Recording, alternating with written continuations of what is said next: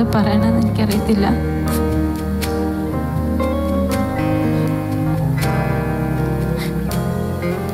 എല്ലാം പെട്ടെന്ന് എന്തോ സംഭവിച്ചു.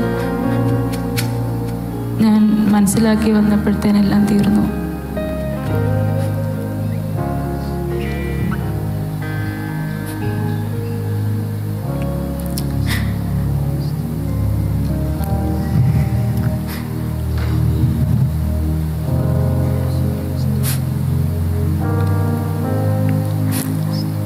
പക്ഷെ എനിക്കൊന്നറിയാം, സ്വർഗത്തിൽ എൻ്റെ അച്ഛനുണ്ട്.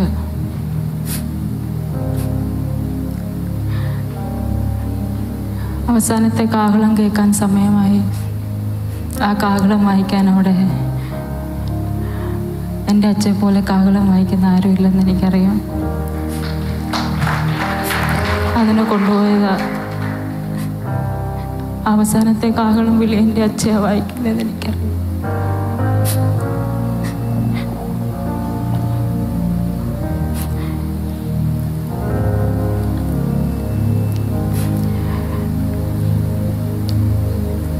അച്ഛയ്ക്ക് ഏറ്റവും കൂടുതൽ ഇഷ്ടം ചർച്ചിനോട് ചേർന്ന് നിൽക്കുന്നതാണ്. അതിന് ചർച്ചാണ് ഫസ്റ്റ് പ്രയോറിറ്റി. ചർച്ചിനേക്കാളും ഞങ്ങളുടെ ആത്മീയ പിതാവ് അച്ഛൻ പപ്പ എന്നാണ് വിളിക്കുന്നത്. ഞങ്ങളെല്ലാവരും പപ്പ എന്നാണ് വിളിക്കുന്നത്. ഞാൻ എന്ത് പറയുന്നോ അതിൻ്റെ അപ്പുറത്തോട്ടില്ല. ചേട്ടാ പല പ്രോഗ്രാംസും ക്യാൻസൽ ചെയ്ത് ചർച്ചിന് വേണ്ടിയിട്ടും പപ്പയുടെ കൂടെ നിൽക്കാൻ വേണ്ടിയിട്ട് മാത്രം.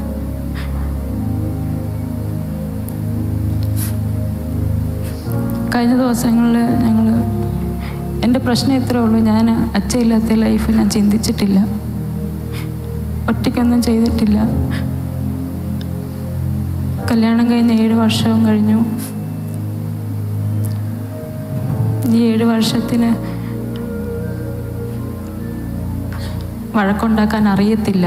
എങ്ങനെയാ വഴക്കുണ്ടാക്കുന്നതെന്ന് അറിയത്തില്ല, എങ്ങനെയാ പിണങ്ങിയിരിക്കുന്നതെന്ന് അറിയത്തില്ല.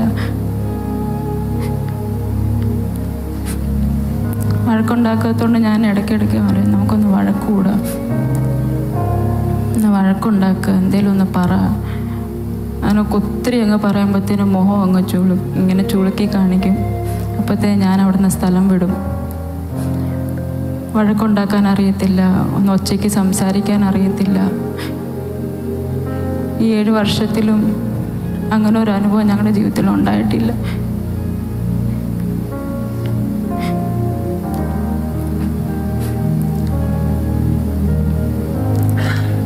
എന്നെ ഒറ്റയ്ക്ക് എങ്ങും വിട്ടിട്ടില്ല, ഒറ്റയ്ക്കെങ്ങും പോകാൻ സമ്മതിച്ചിട്ടില്ല. അച്ഛൻ എവിടെയെങ്കിലും മീറ്റിങ്ങിന് പോയി കഴിഞ്ഞാൽ എന്നെ ചേച്ചിയുടെ അടുത്ത് കൊണ്ടുവിടും. 2 ദിവസം 3 ദിവസമൊക്കെ എവിടെയെങ്കിലും യാത്ര പോയാൽ എന്നെ ചേച്ചിയുടെ അടുത്ത് കൊണ്ടുവിടും. അതിൻ്റെ തിരിച്ച് വന്ന് അവിടെ നിന്ന് എന്നെ വീട്ടിൽ ട്രിവാൻഡ്രത്ത് അച്ഛയുടെ വീടെങ്കിൽ പോലും ട്രിവാൻഡ്രത്ത് പോലും എന്നെ അങ്ങനെ ഒറ്റയ്ക്ക് വിട്ടിട്ട് പോകത്തില്ല. ഈ ദിവസങ്ങളിൽ എന്നെ അതുപോലും ശീലിപ്പിച്ചു. എന്നെ ഒരു കാര്യത്തിന് വേണ്ടി ഒറ്റയ്ക്ക് അങ്ങ് വിട്ടു ഒരു സ്ഥലത്ത്. സാധാരണ അങ്ങനെ സംഭവിക്കാറില്ല. പക്ഷേ ഈ ദിവസങ്ങൾ കഴിഞ്ഞ ഒരാഴ്ച മുന്നേ എന്നെ ഒറ്റയ്ക്ക് 3-4 ദിവസത്തേനൊരു സ്ഥലത്ത് വിട്ടു. അവിടുന്ന് ഞാൻ തിരിച്ച് എനിക്കിപ്പോൾ ഞാൻ അവിടുന്ന് ചിന്തിക്കുക, ഇതെല്ലാം എന്നെ കൊണ്ട് ചെയ്യിപ്പിക്കുമായിരുന്നു, ശീലിപ്പിക്കുമായിരുന്നു എന്നെ എല്ലാം. ഞാൻ ഒറ്റയ്ക്ക് വീട്ടിൽ ഇരിക്കുന്ന, ഫ്രീ ആയിട്ടിരിക്കുന്ന ഇഷ്ടമല്ലാത്തതുകൊണ്ട് എന്നെക്കൊണ്ട് ഒരു ബിസിനസ് സ്റ്റാർട്ട് ചെയ്യിപ്പിക്കാനുള്ള കാര്യങ്ങൾ ചെയ്യിപ്പിച്ചു. കഴിഞ്ഞ ദിവസം ലാസ്റ്റ് ദിവസം മമ്മിയോട് പറയും, ഇനി അവളെ ഞാൻ വീട്ടിൽ വെറുതെ ഇരുത്തിക്കത്തില്ല, ഫ്രീ ആയിട്ട് ഒരു സെക്കൻഡ് പോലും അവളെ ഞാൻ ഇരുത്തത്. ഇനി അവൾ ബിസിയാണ്, ഫുൾ ബിസിയാണ്. എന്നെ അങ്ങ് ബിസിയാക്കി, എന്നെ ഒറ്റയ്ക്ക് കാര്യങ്ങൾ ചെയ്യാൻ അങ്ങ് ശീലിപ്പിക്കുമായിരുന്നു ഈ കഴിഞ്ഞ ഒരാഴ്ചയായിട്ട്. കഴിഞ്ഞ ലാസ്റ്റ് വെള്ളിയാഴ്ച എനിക്ക് എൻ്റെ ഓർമ്മയുണ്ട്, വണ്ടിയിൽ മെൽവിനുണ്ട്, ഞാനുണ്ട്, അച്ഛയുണ്ട്. എന്നോട് പറയുക, നീ പാസ്റ്റിൻ്റെയും ചേച്ചിയുടെ കൂടെ നീ സേഫാ. അപ്പം ഞാൻ അതെന്താ അങ്ങനെ പറയുന്നത്? നമ്മളെല്ലാവരും സേഫ്, പാസ്റ്റർ അങ്ങനെയല്ലേ നമ്മളെല്ലാവരും നോക്കുന്നത്, പിള്ളേരെ പോലെയാണ് നമ്മളെല്ലാവരും നോക്കുന്നത്, നമ്മളെല്ലാവരും സേഫല്ലേ? അല്ല, നീ സേഫാണ്, ഇവിടെ സേഫാ നീ എന്ന് പറഞ്ഞു. എനിക്ക് മനസ്സിലായില്ല എന്താ ഉദ്ദേശിച്ചതെന്ന്. അടുത്ത ദിവസങ്ങളിലെല്ലാം എന്നോട് ഇത് തന്നെ ആവർത്തിച്ചങ്ങ് പറയുക. എന്നെ ആക്കേണ്ട അടുത്തുണ്ടാക്കിയിട്ടാണ്.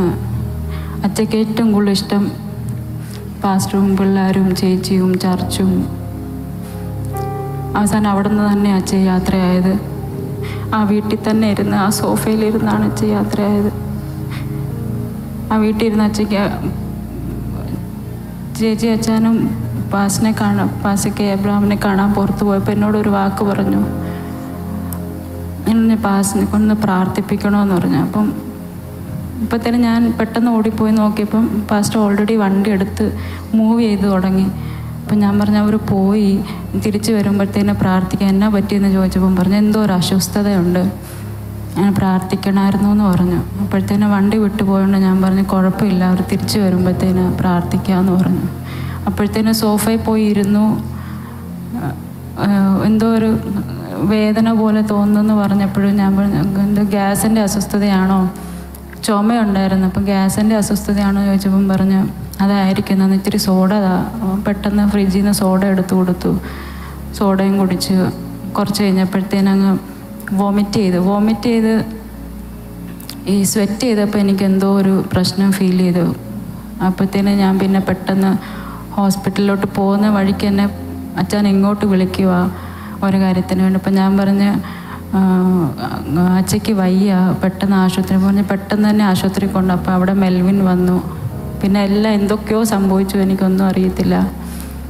എല്ലാം പെട്ടെന്ന് എനിക്കൊന്നറിയാം, എൻ്റെ അച്ഛൻ സ്വർഗത്തിലുണ്ട്, നമ്മൾ വീണ്ടും കാണും, വീണ്ടും നമ്മൾ ഒന്നിച്ച് ആ കർത്താവിൻ്റെ മുഖത്തേക്ക് നോക്കി നമ്മൾ ഒരുമിച്ച് ആരാധിക്കും, എൻ്റെ അച്ഛൻ മുൻപന്തി കാണും എന്നുള്ളൊരു വിശ്വാസം എനിക്കുണ്ട്.